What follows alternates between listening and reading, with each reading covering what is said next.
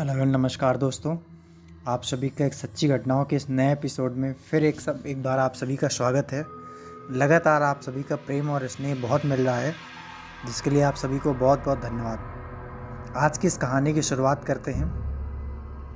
कहानी का शीर्षक है आत्मा से प्यार, और ये एक कोई डरावनी कहानी नहीं है, एक बहुत छोटी सी एक लव स्टोरी है जिसका जिक्र मैं आप सबके सामने करना चाहता हूँ। मित्रों, मेरा नाम राजेंद्र है और मैं उत्तर प्रदेश का रहने वाला हूँ।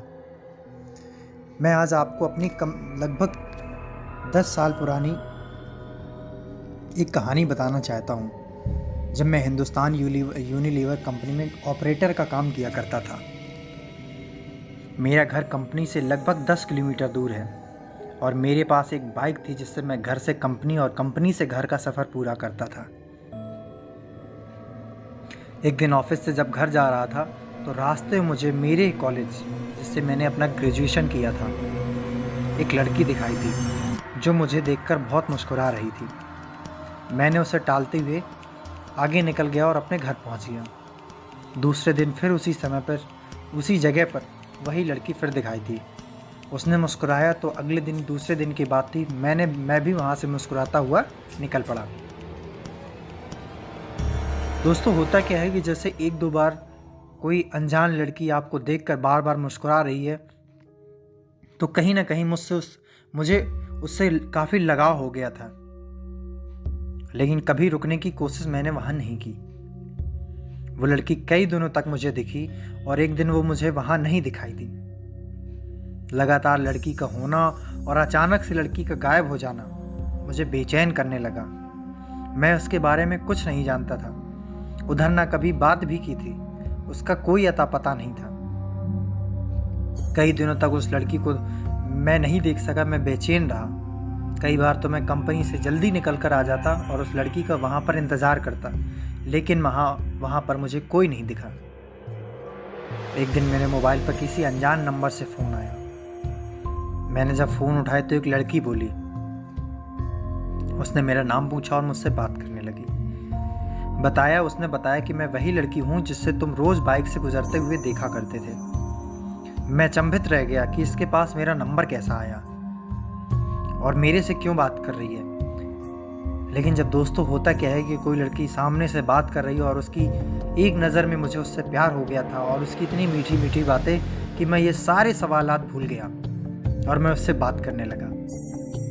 एक दिन उसने मुझे मिलने के लिए अपने उसी कॉलेज, उसी जगह पर मिलने के लिए बुलाया।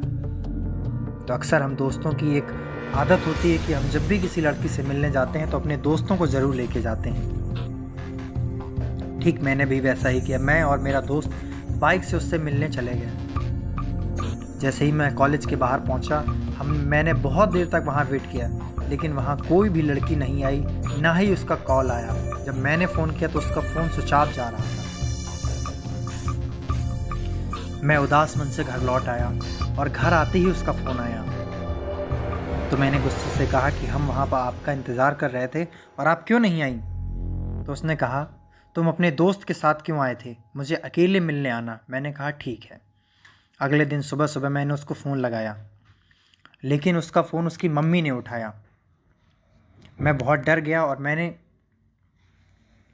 डरने के बाद मैंने उससे प्रैक्टिकल का बहाना करके बात को ख़त्म कर दिया और मैंने कहा, आंटी मुझे प्रैक्टिकल से संबंधित काम था, इसलिए मैंने फ़ोन किया।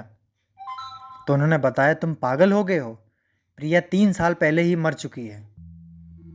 यह सुनते ही मेरे हाथ से फ़ोन छूट गया और मैं बिल्कुल अचंभित रह गया, लेकिन मैंने धैर्य करके उस नंबर पे फिर से फ़ोन किया और उस महिला को मैंने सारी बात बताई। सारी बात बताने के बाद उन्होंने कहा कि प्रिया 3 साल पहले ही एक सड़क हादसे में मारी जा चुकी है। अगले दिन जब मैं प्रिया के घर गया तो वहाँ उनकी मम्मी से मिला और उन्होंने दिखाया कि प्रिया की फ़ोटो पर हार पहना हुआ है और प्रिया 3 साल पहले ही मर चुकी है।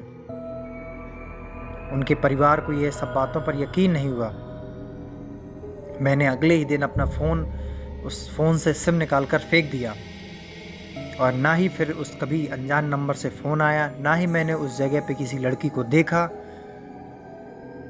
और आज भी अगर किसी लड़की का अननोन नंबर से फ़ोन आता है तो मैं एक बार उठाने में ज़रूर सहम जाता हूँ।